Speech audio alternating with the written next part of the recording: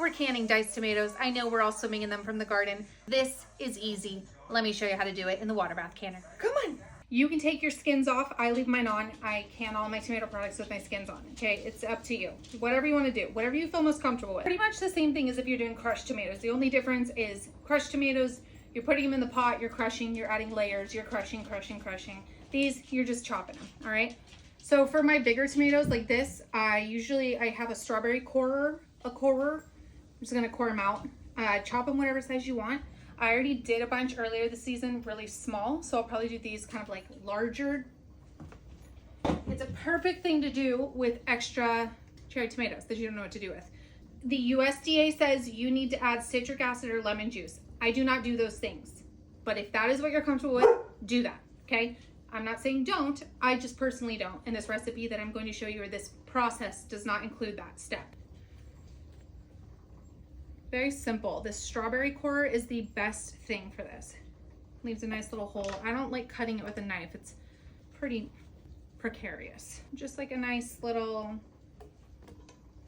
Okay, all of my tomatoes are in here. I'm gonna turn my burner on, just start getting them warm. Put the lid on, stir them every couple minutes while I get my jars washed and my water bath canner filled. All right, so these are hot. This is hot. So I'm gonna fill my jars. Okay, we're gonna leave a 1/2 inch headspace since we're water bathing. These are great for, I use this for chili, to be honest. That's my most common thing I use it for. You can use them for Spanish rice, use this as a pasta base. You can put salt in these. If you're doing quarts, I would do a teaspoon. If you're doing pints, I'd do 1/2. And then I'd use any type of non-iodized salt. So kosher salt is what I use. You just don't want any salt that has caking agents on it. Okay, I got clean lids onto clean jars. And then do it fingertip tight. Once they come to a rolling boil, I will start my timer for 45 minutes.